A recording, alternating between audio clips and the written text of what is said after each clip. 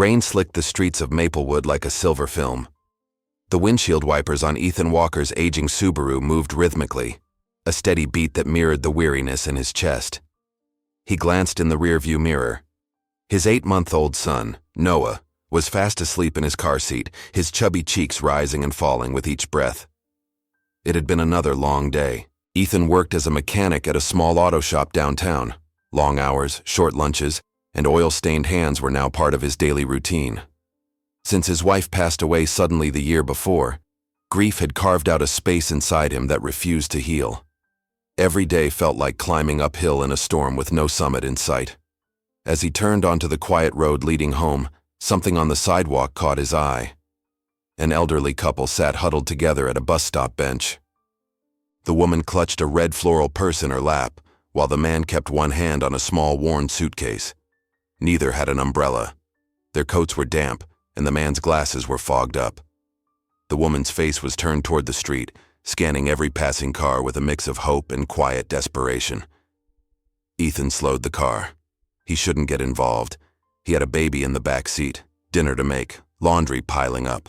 But something about the couple, the way they sat so still in the rain, like forgotten statues, tugged at him. He passed them by. Then, 50 feet down the road, he stopped. With a sigh, he pulled over, threw the car into park, and stepped out into the rain. "Excuse me," he called gently, keeping a respectful distance. "Do you need help?" The couple looked up, startled. The man's eyes were cautious, protective even, while the woman's softened at the sight of him. "I don't mean to intrude," Ethan added. It's pouring out here. Do you need a ride somewhere?" The man stood slowly, careful with his balance. "We don't want any trouble." "Neither do I," Ethan said, raising his hands. "I've got a baby in the car.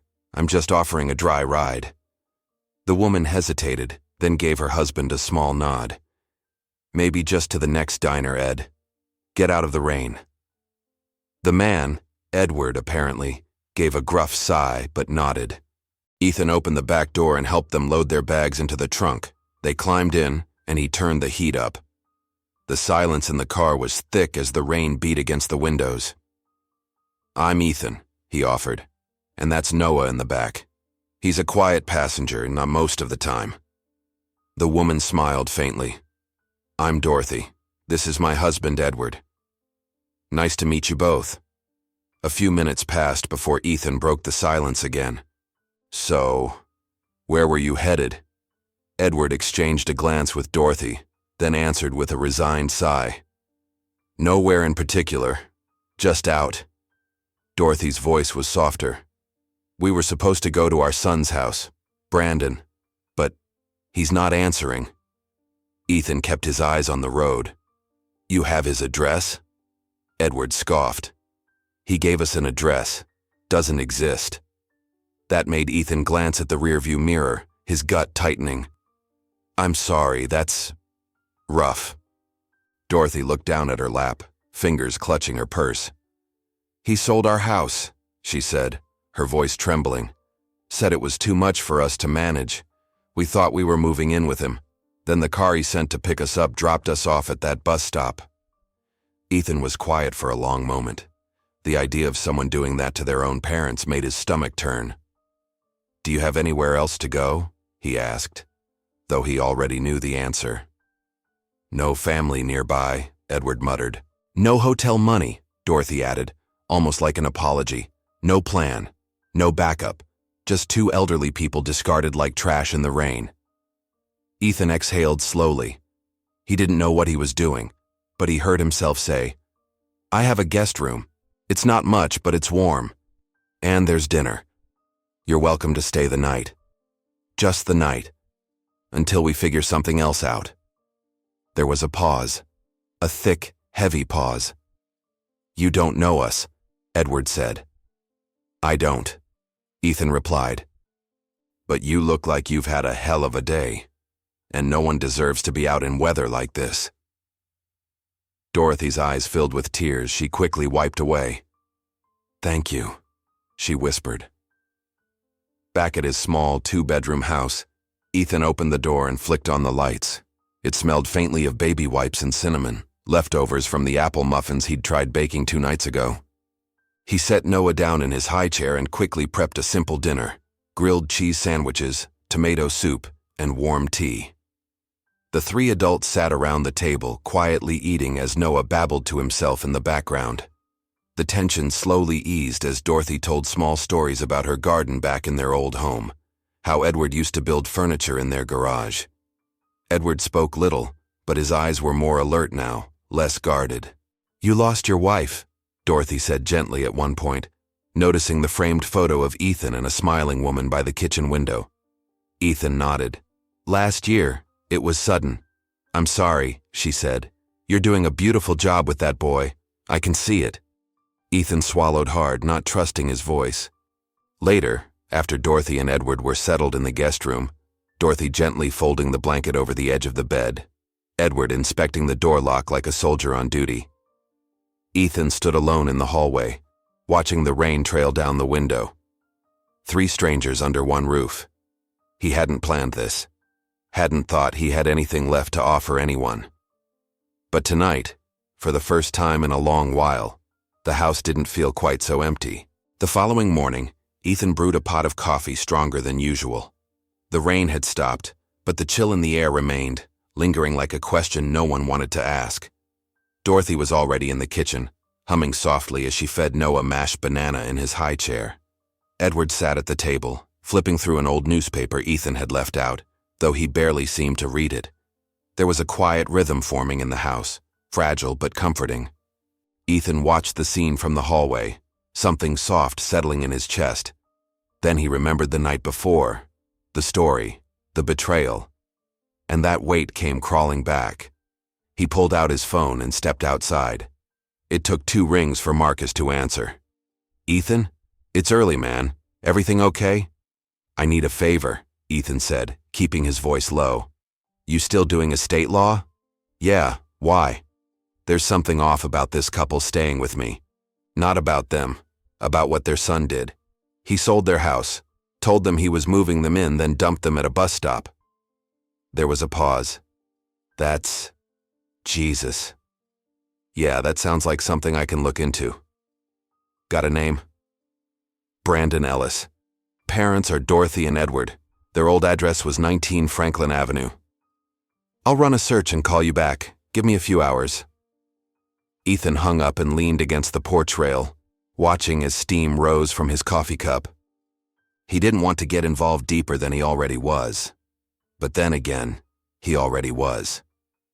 Inside, Dorothy was telling Noah a story about sunflowers. Her voice was gentle and warm, and Noah giggled each time she made a buzzing bee noise. "I used to grow them every summer," she said, not looking up. "The backyard was full of light. Brandon used to help me plant the seeds. He loved the dirt." Edward gave a dry snort. He loved whatever got him praise. Dorothy's smile faltered, but she said nothing. Ethan sat down beside Edward. "Can I ask what happened with Brandon?" Edward stared at the table, his jaw tightening. He changed, slowly, started showing up less, then only when he needed money. Said we were old, holding on to things we didn't understand. He talked us into selling the house, said the market was going to crash, that we should let him handle everything. "You trusted him." "He's our son," Edward said, bitter. "You're supposed to trust your children." Ethan nodded quietly. Dorothy reached for Edward's hand. "He didn't just trick us. He made us feel like burdens, like we were standing in the way of his future." That silence returned, thick and unforgiving. By mid-afternoon, Marcus called back. "Ethan, you were right. Brandon Ellis sold 19 Franklin Avenue 3 weeks ago. Listed it through a shell company. He used a forged power of attorney, claiming his parents were medically incapacitated." Ethan's grip on the phone tightened. "Are you serious?" "Sold it for nearly 50% below market value. Pocketed the cash through a third-party buyer. It's fraud, no doubt about it. Can it be reversed?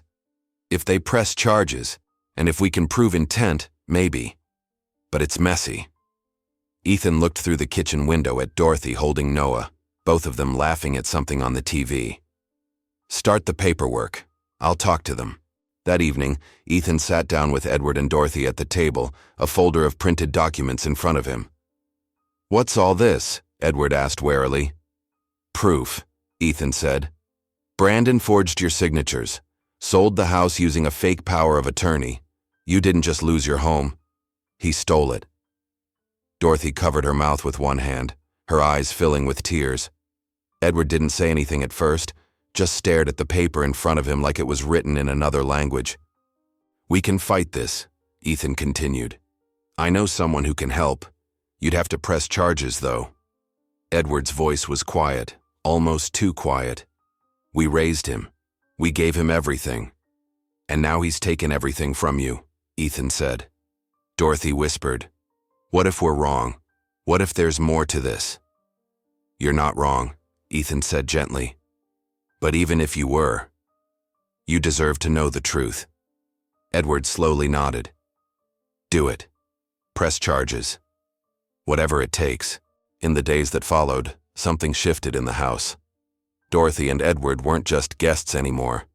Dorothy took over the morning routine, feeding Noah, folding laundry, and humming while she cleaned dishes. Edward fixed a broken cabinet in the kitchen and repaired a leaking faucet without being asked. There was laughter, music, the soft shuffle of a life slowly knitting itself back together. Then, one afternoon, a black SUV pulled into the driveway. Ethan was in the garage when he heard the knock, loud and aggressive. He opened the door to find a tall woman with sharp cheekbones and narrowed eyes standing on the porch. "Nicole?" Dorothy said behind him, her voice hesitant. "You have got to be kidding me," the woman snapped. "This is where you've been, living with some random man like squatters?" Ethan stepped forward, instinctively protective. "I'm Ethan. They're not squatters. They're safe here." Nicole's eyes darted to him with disgust. "Safe? What kind of man takes in two vulnerable seniors out of the blue? What's your angle? Their money?" "There is no money," Ethan said calmly. "Brandon took all of it." Nicole rolled her eyes. "Right. Blame the golden boy. He told me they were losing their minds. Said they wanted to go live in a commune or some nonsense." "We didn't say that," Edward said, stepping forward, his voice steady. "We were abandoned." Nicole crossed her arms. "You're both coming with me. I'm not letting this continue." "No," Dorothy said, and the firmness in her voice surprised everyone, including Ethan. "We're staying." Nicole blinked. "What?" "I said we're staying," Dorothy repeated. "We were left on a bench like garbage. Ethan didn't have to stop, but he did. And we've never felt more cared for." Nicole's mouth opened, then closed. Her eyes flicked to Edward, searching for support. He simply nodded. "It's our decision." Nicole's expression hardened. "You'll regret this." She turned and walked away without another word. That night, after the house had gone quiet, Ethan sat by the crib, watching Noah sleep. Dorothy stood in the doorway, a cup of tea in her hand. "Thank you," she said softly, "for everything." Ethan shook his head.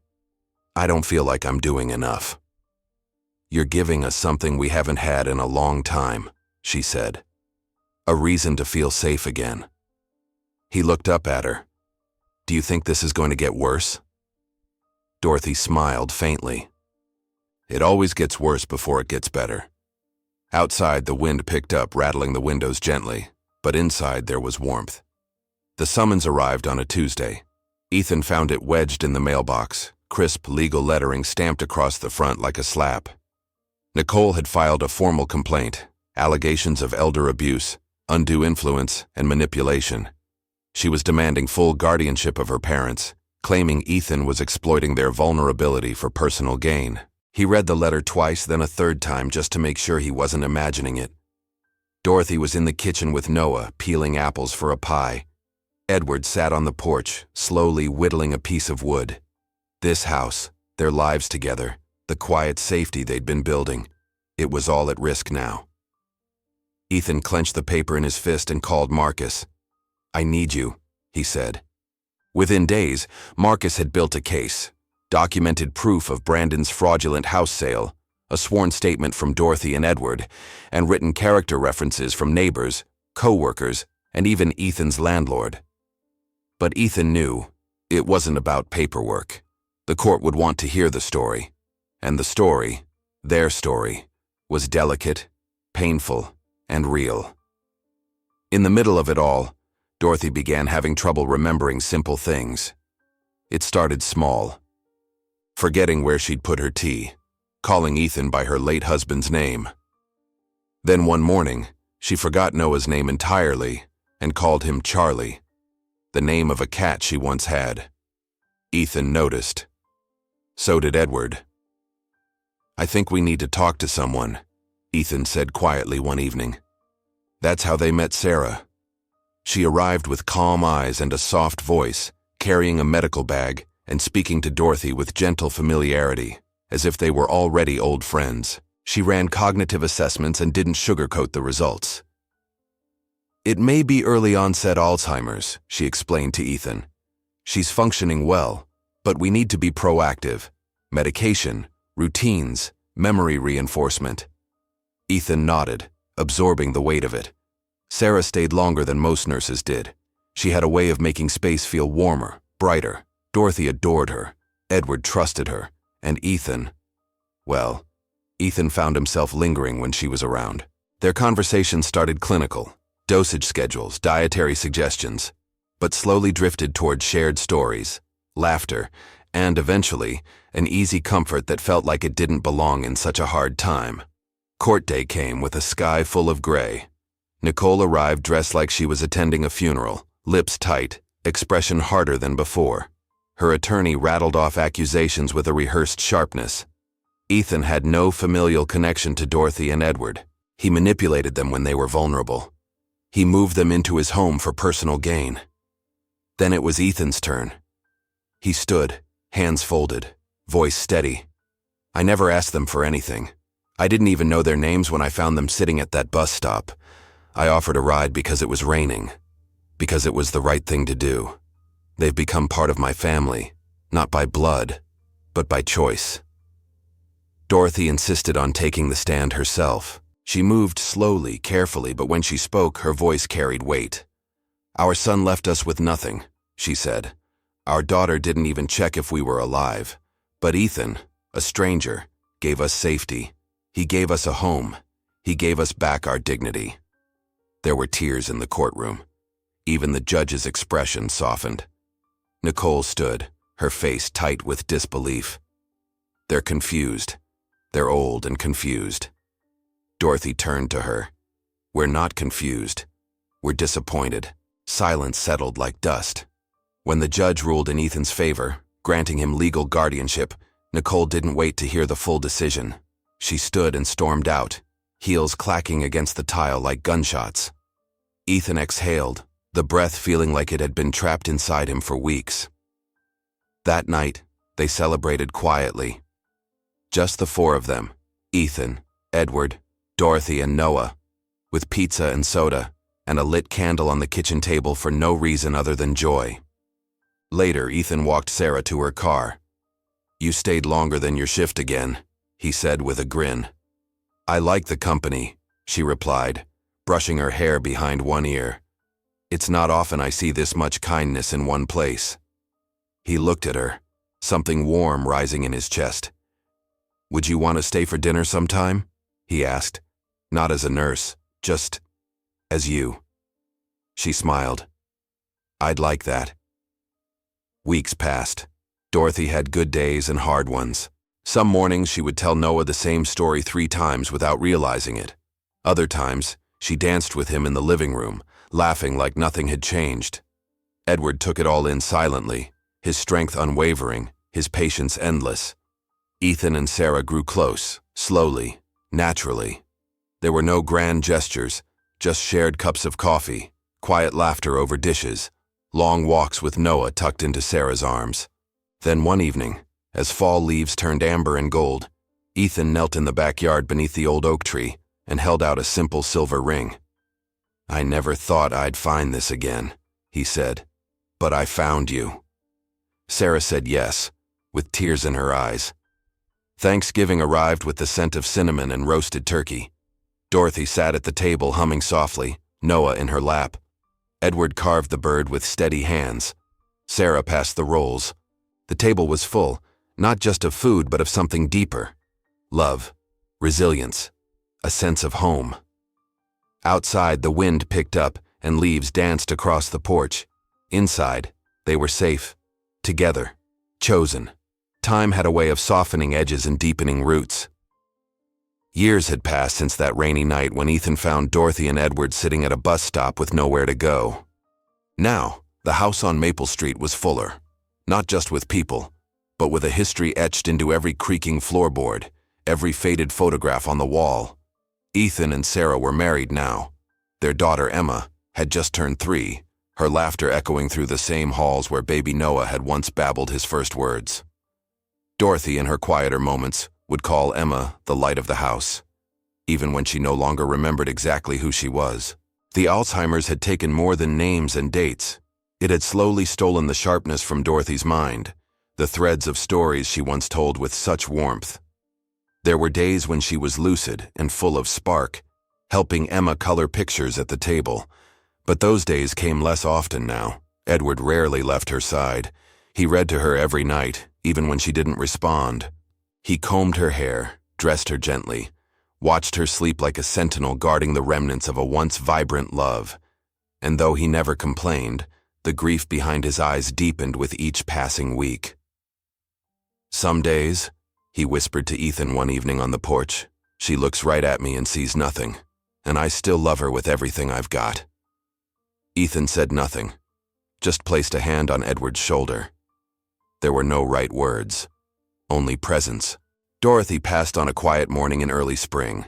The house was filled with soft light. Sarah had just finished making breakfast. Emma was building a puzzle on the rug.